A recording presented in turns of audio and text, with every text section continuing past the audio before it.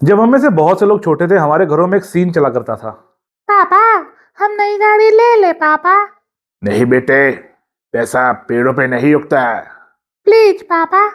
बेटे, जब हम तुम्हारी उम्र के थे तो हम 3 किलोमीटर तैर के, 4 किलोमीटर चल के, 2 किलोमीटर बस में सफर करके स्कूल जाया करते थे। अब ये बातें बहुत पुरानी हो चुकी हैं, हो सकता है बहुत से घरों में ये बातें ना होती हों, लेकिन मेरे को लगता है अभी भी मेरे पास कुछ ऐसे कारण हैं जिनकी वजह से मैं न्यू कार बायर्स को पुरानी गाड़ी लेने के लिए कहूंगा। मेरा नाम है गगनप्रीत सिंह, आप लोग देख रहे हैं spare wheel and let's begin.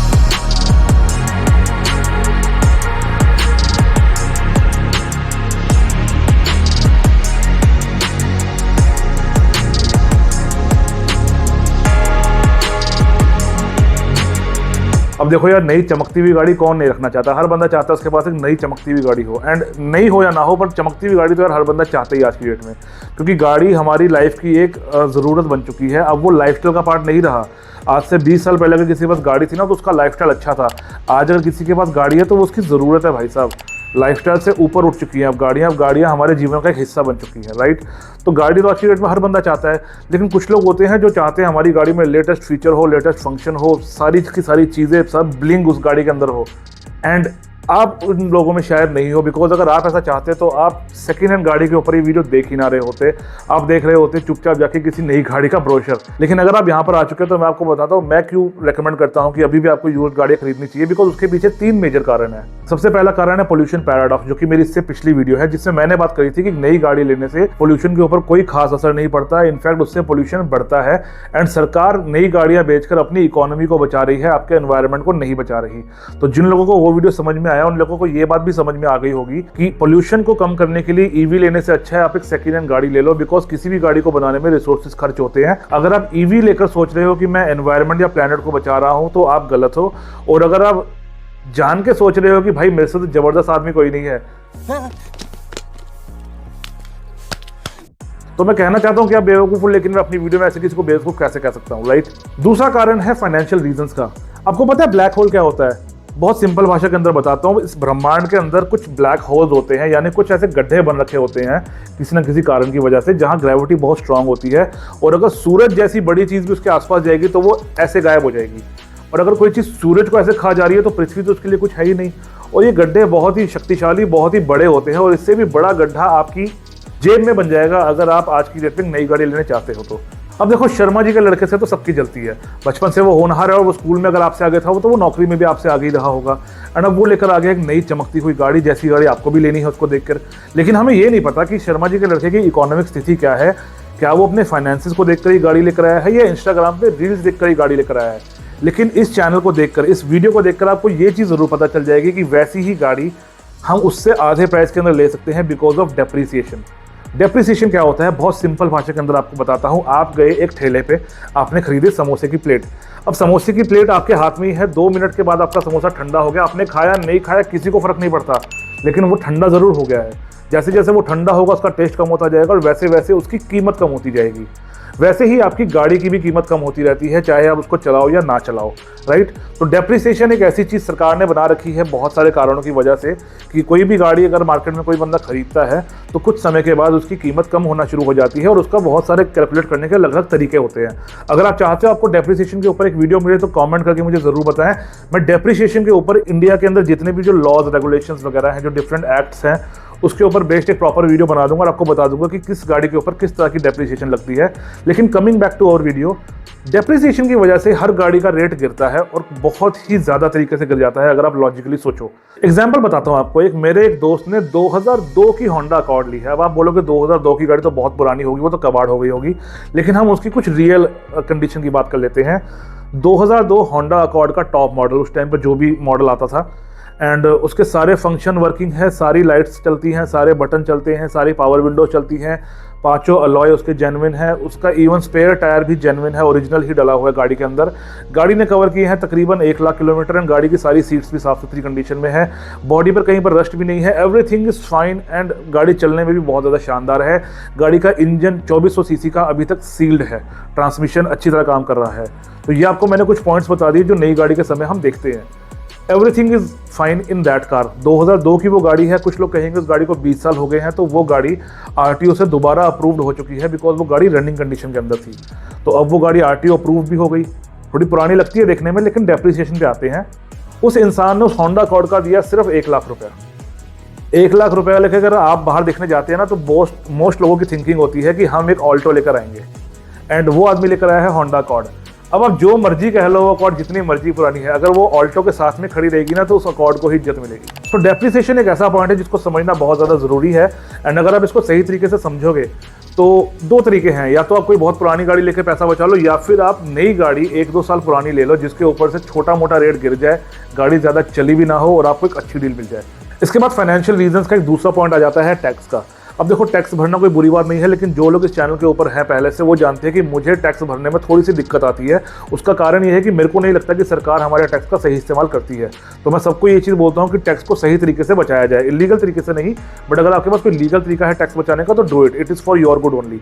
And अगर मैं रियल लाइफ कार टैक्स की बात करूँ तो यहाँ पर आपको 28 से 51% तक का टैक्स देना पड़ता है, डिपेंडिंग अपॉन द साइज, जो मास मार्केट कार्स हैं। एंड अगर मैं इंपोर्टेड कार्स की बात करूँ तो आपको 200% तक का टैक्स देना पड़ रहा है।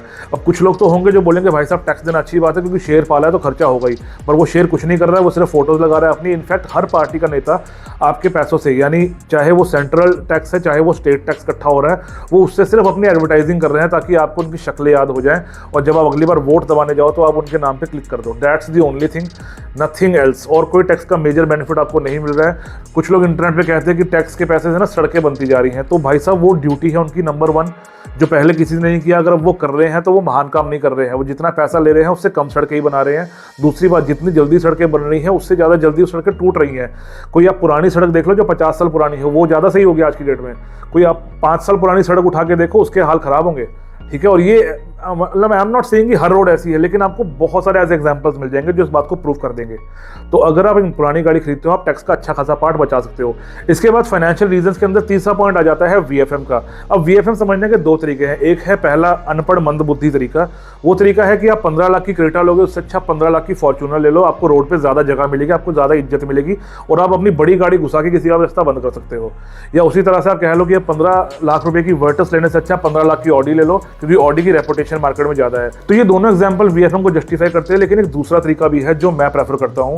वो है, अगर आप आज की डेट में 15 लाख की कोई गाड़ी लेना चाहते हो, चाहे वो सेडान है चाहे वो मिड साइज एसयूवी है, तो आप उसकी जगह थोड़ी सी पुरानी गाड़ी उसी सेगमेंट में रहकर लोगे तो आप आधे से ज़्यादा पैसा बचा सकते हो, क्योंकि 3, 4, 5 लाख रुपए से ही आपको ये दोनों सेगमेंट आने शुरू हो जाते हैं। यानी आपको पुरानी डस्टर भी इजीली मिल जाएगी, आपको पुरानी होंडा सिटी भी इजीली मिल जाएगी इस रेट के अंदर, 3 से 5 के सेगमेंट में।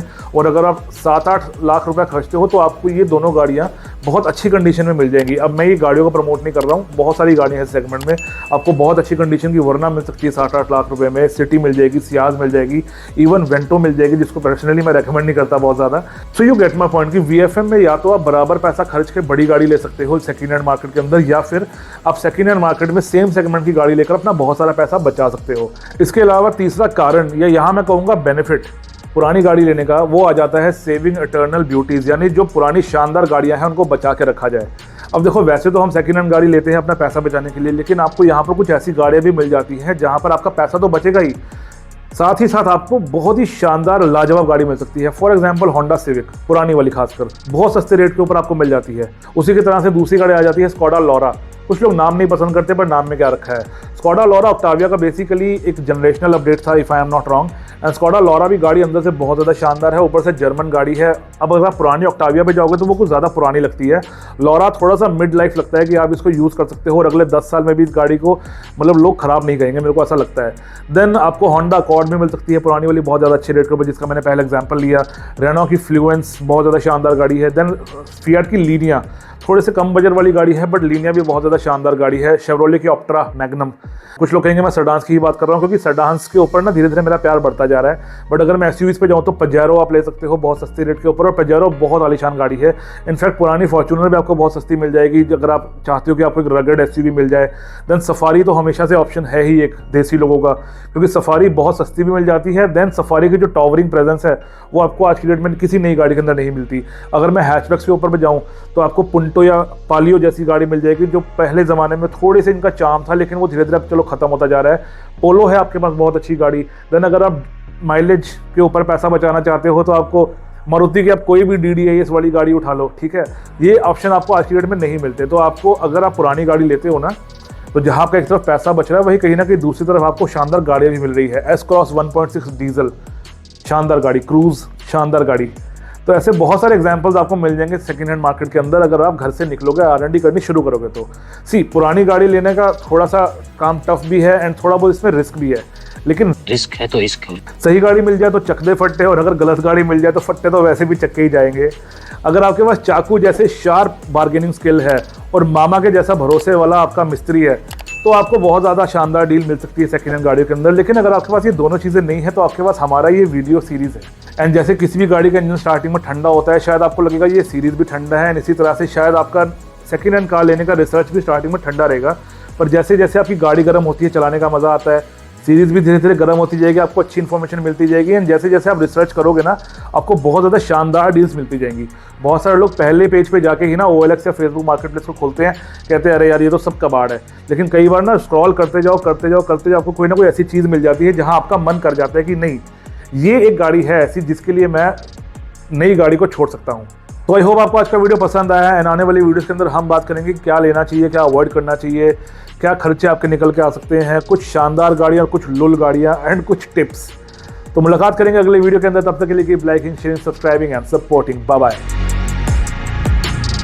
कभी कभी मुझे लगता है मैं इस कुर्सी से गिर जाऊंगा, तो इस वजह से मेरे को लगता है कि इकोनॉमी को इतना स्ट्रांग मत करो कि इकोनॉमी आपके हाथ से निकल जाए और वो इतनी स्ट्रांग हो जाए कि वो आप ही की। अब जमाना बहुत चेंज हो गया है, हो सकता है ये गाड़ी गला बैठ गया पापा।